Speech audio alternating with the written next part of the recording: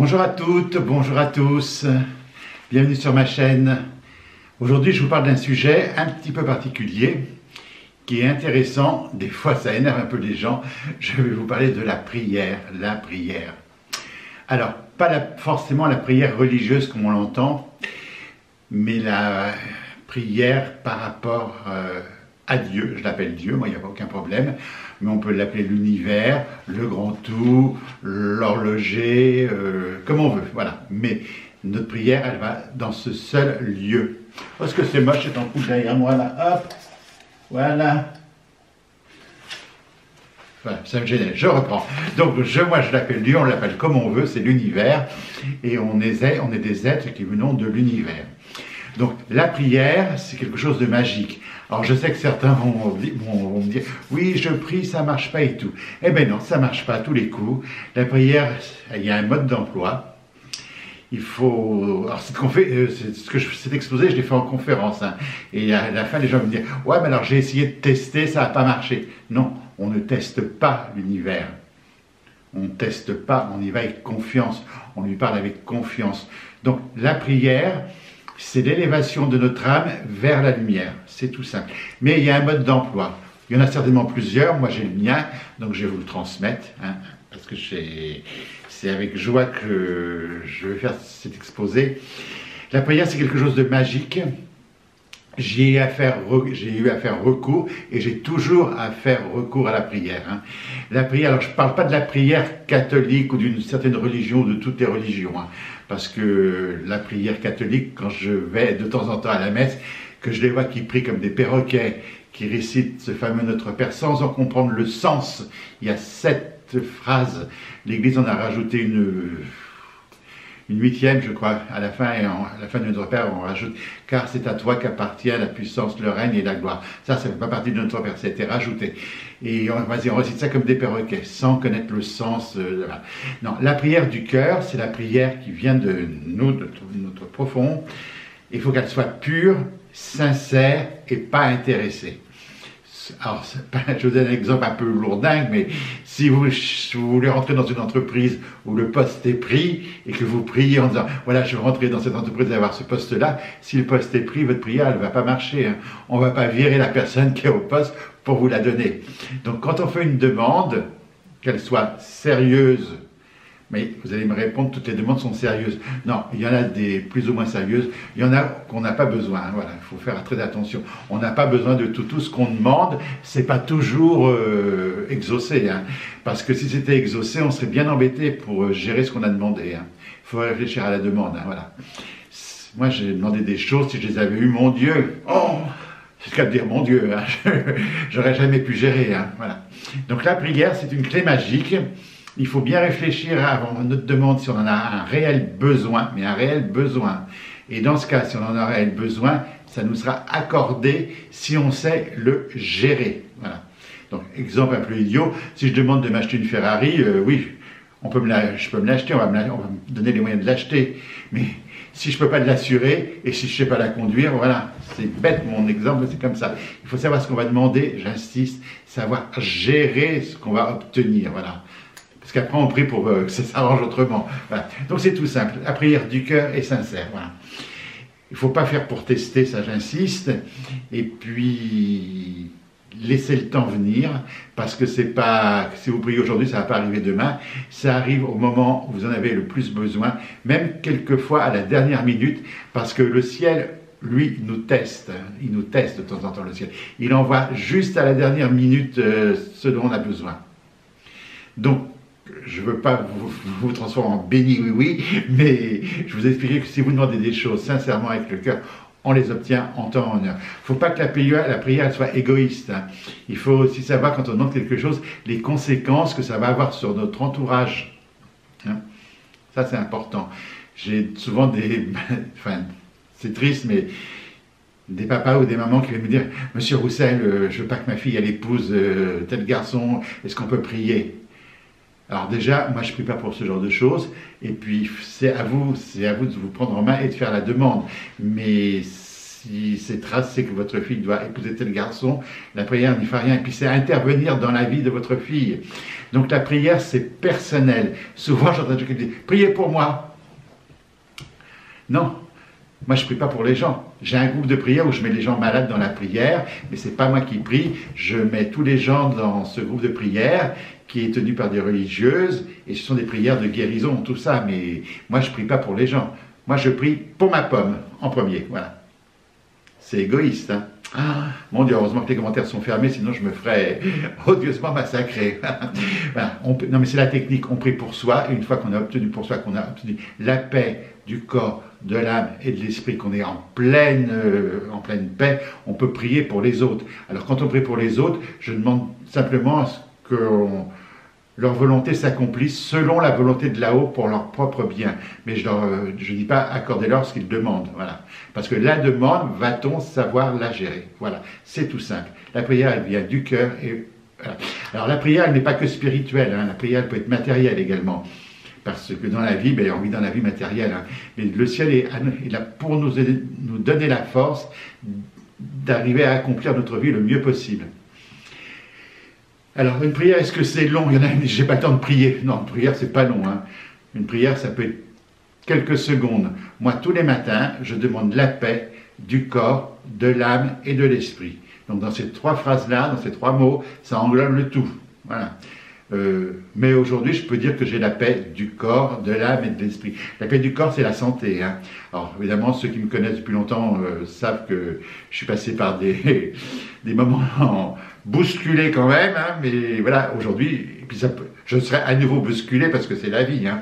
Mais voilà, vous demandez la paix du corps, de l'âme et de l'esprit. La paix de l'esprit, c'est arriver à être protégé de tout ce qui peut nous énerver dans la rue, tous nos contrariés, des contrariés de la famille, des amis, du travail, des politiques, tout ça, c'est demander avoir le discernement et le recul pour qu'on vive absolument en paix. Voilà. Et puis, quand on fait sa demande, moi, c'est moi qui le rajoute à mon mode d'emploi. Je l'ai rajouté parce que je l'ai lu, mais je pense que c'est effectivement très bien de le faire. C'est selon la volonté d'en haut. Voilà. Je demande ça, mais selon la volonté du plus haut. Ça fait un peu religieux le plus haut, enfin bon, selon la volonté de là-haut, voilà.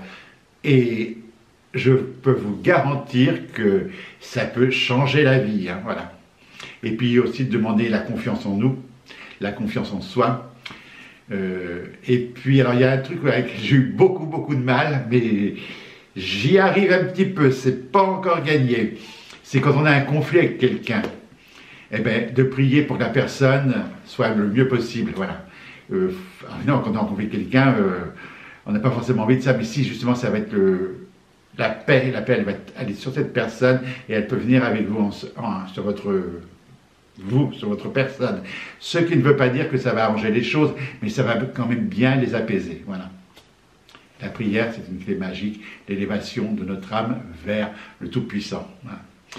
Alors, je vais vous donner des exemples, parce que j'aime bien les exemples. Quand j'ai quitté Paris, la ville auquel je ne quitterai jamais Paris, Paris c'est la vie. Oui, aujourd'hui, je suis dans un petit village, dans l'Ardèche, et quand je suis arrivé il y a très longtemps là, tous les gens avaient des 4x4, des petits 4x4. Et moi, j'arrive, train, TGV, après un TER, des cars, et je les vois tous avec leurs 4x4 et tout. Puis dans ce village, il me faut une voiture, et je n'avais pas de voiture. Eh bien, je prie, je dis voilà. En plus, c'était une période où j'étais fauché. Hein. Je dis voilà, j'aimerais avoir un 4x4, selon la volonté de là-haut, mais à tel prix. J'impose le prix, parce que j'étais carrément fauché. Hein. C'est selon votre volonté, mais c'est pour le bien de tous, c'est pour que je puisse me déplacer, pour aller voir les gens des fois à domicile. À l'époque où je faisais un peu de magnétisme, j'ai arrêté. Vous voyez, ça je ne le dis jamais. Hein. Voilà. Et puis, selon la volonté de là-haut. Et puis je passe mon séjour là, et puis je remonte en TGV, et puis je redescends 8 jours après, et quand j'arrive, je traverse, il y a un pont pour arriver chez moi, je traverse le pont, en face, il y avait un monsieur, il prenait un panneau, il mettait à vendre sur un 4x4 au prix où j'avais demandé, donc, dans l'état très abîmé. Hein. Donc je vais le voir, et je lui dis, je le prends. Mais non, il me dit, vous ne savez pas comment ça se conduit. Je lui dis non, il me dit, allons, on fait un tour. Donc on fait un tour. Oui, un 4x4, c'est pas une voiture classique. Hein. Mais un petit 4x4, c'est pas une bombe. Hein. Et je le prends, au prix où je l'avais. Donc j'ai été exaucé pour ça, ce qui m'a permis de faire mes déplacements. Après, ce 4x4, il polluait quand même beaucoup. Donc, je culpabilisais un petit peu. Donc j'ai demandé, il ne faut pas avoir peur de demander, hein. J'ai demandé là-haut, je voudrais le revendre, mais pas perdre d'argent, comme beaucoup de monde, hein. J'aimerais bien le revendre le prix que je l'ai acheté. Entre-temps, j'avais mis une capote dessus, toute neuve, donc je ne voulais pas perdre le prix de cette capote. Et je la mets sur la place du village à vendre, et puis de chez moi, je vois. Et je vois un monsieur qui s'arrête comme ça, il tourne. Et puis je demande dans ma demande, je dis à quelqu'un que ça puisse intéresser parce qu'elle est abîmée. Donc il ne faut pas que ce soit un petit jeune qui l'achète, qui soit embêté. Oui. Dans toute la demande, il faut qu'elle soit bien construite. Donc je dis, vendez-le, le prix que je l'ai acheté, à quelqu'un qui en a vraiment l'utilité, et parce qu'elle est vieille, elle est abîmée, donc elle peut dépanner, mais pas pour aller sur les routes. Hein. Et il y a un monsieur qui arrive, j'y pense encore quand je vois ça. Alors, comme à la campagne, je prends des jumelles, clac, je regarde, il tourne, et il prend le numéro, et une demi-heure après, il téléphone, il dit, j'ai vu un 4x4 à vendre. Alors, moi, avec mon air pas aimable, je dis oui, il me dit le prix, je dis, ah, c'est pas à débattre, hein, c'est le prix. Il vient, il monte, on fait affaire, et je lui explique quand même, je sais, il est vu, il me dit oui, j'ai vu, il me dit, moi, c'est pas pour rouler, c'est pour aller dans les bois, tracter mes troncs d'arbres et tout.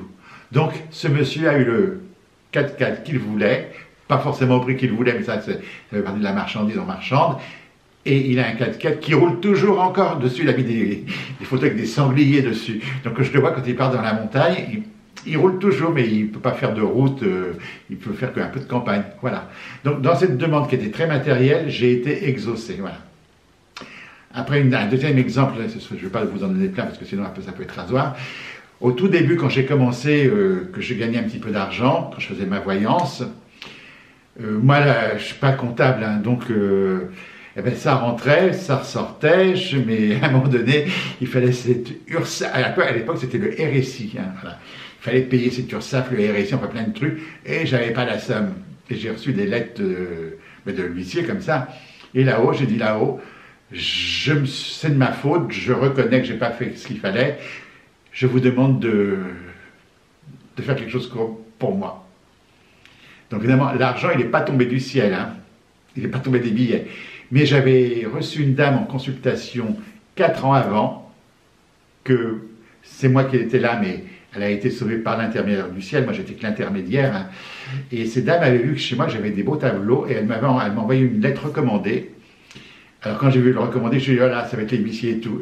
Et, bon, je fais monter le facteur, et à l'intérieur, c'était « Monsieur, vous m'avez beaucoup aidé, vous et vos amis de là-haut, pour vous remercier, je voulais vous offrir un tableau, et à la dernière minute, je me suis dit, il a peut-être besoin d'argent.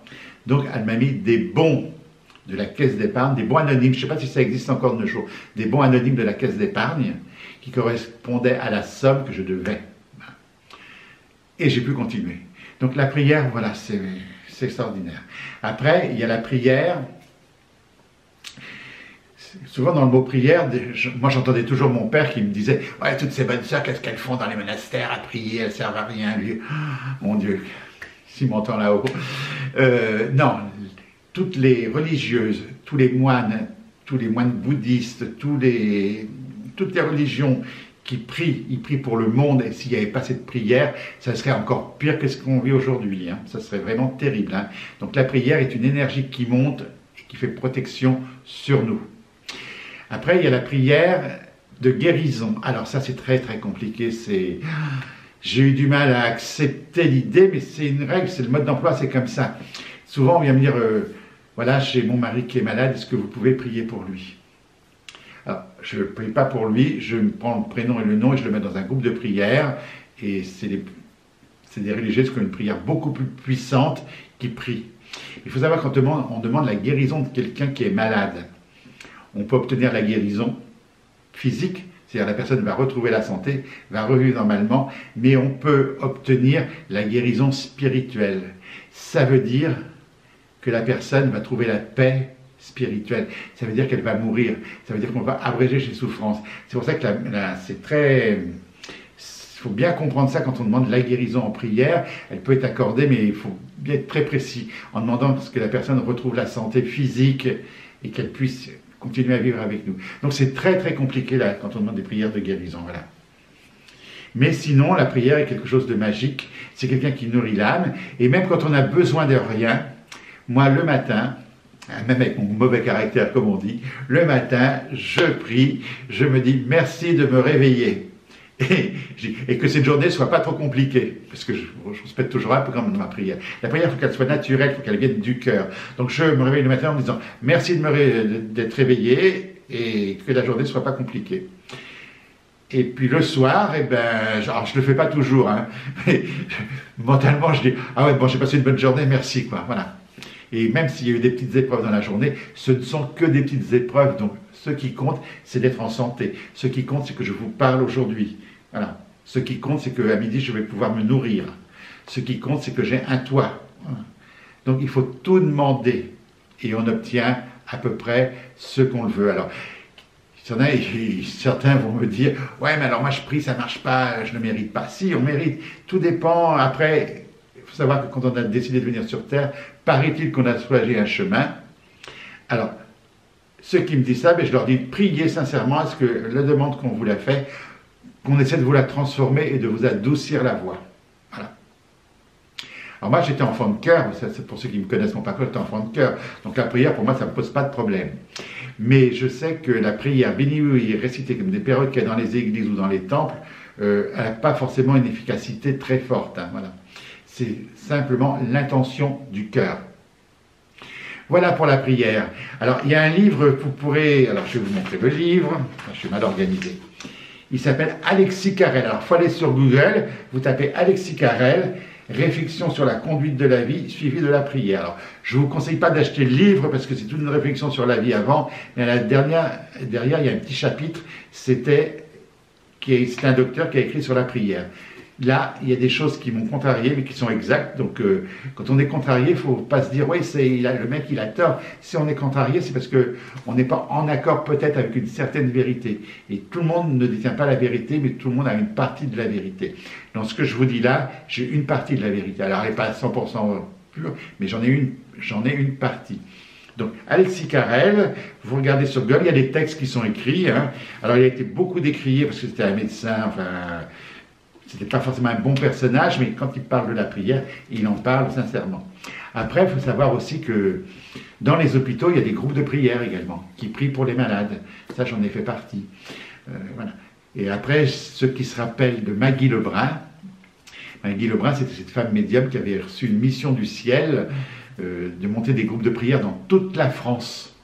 Et elle y est arrivée, je fais partie de ces groupes de prière, et un jour, elle a écrit au pape, enfin, à Rome, et on lui a répondu qu'il ne fallait pas mettre groupe de prière, parce que la prière c'est réservé à la religion, on est bien d'accord, ce qui est faux. Et on lui a quand même répondu, ce que vous avez fait est très bien madame, il faut appeler votre groupe d'aide. Voilà. Donc il y a des livres aussi qui s'appellent Médecin du ciel, médecin de la terre, de Maggie Lebrun, qui parle aussi de la prière, de la puissance. Voilà. J'espère vous avoir éclairé, j'espère ne pas vous avoir trop contrarié, mais prier, c'est respirer. Voilà. Prier, c'est vivre. Alors, la prière aussi également, une fois, il y a une dame, elle dit « Ah, moi je prie pas, je fais des vœux. » C'est pareil, voilà. Vous faites des vœux. Seulement, dans le vœu, on l'impose. Enfin, on l'impose pas, mais on dit « Voilà, j'aimerais partir aux États-Unis, je veux partir aux États-Unis. » On envoie l'idée, mais bon, on l'impose un peu. Voilà. Voilà, en gros. Je vous remercie de m'avoir écouté. Je vous souhaite le meilleur, voilà. Et je vais vous emporter dans mes prières. Ah oui, j'ai pas fini. Je vais vous emporter. Quand je dis souvent, sur ma page Facebook, je dis aux gens, je vous emporte dans ma prière. Oui, c'est-à-dire que tous les gens qui ont des difficultés, je prie pas pour eux, mais je les mets dans mon groupe de prière. Donc, je les emporte dans ma prière. Voilà, à très bientôt. N'oubliez pas d'appuyer sur le pouce bleu, parce qu'il paraît, c'est ce que le temps m'a dit, il faut dire le pouce bleu à chaque fois. On appuie sur le pouce bleu parce que ça vous a plu. Ben ça ne vous plaît pas, vous appuyez sur votre pouce en bas. Hein, et on s'abonne, voilà. Et j'espère encore continuer cette chaîne un petit moment, un long moment. Et je vous remercie de l'accueil que vous m'avez accordé. Voilà, je vous souhaite le meilleur. À bientôt.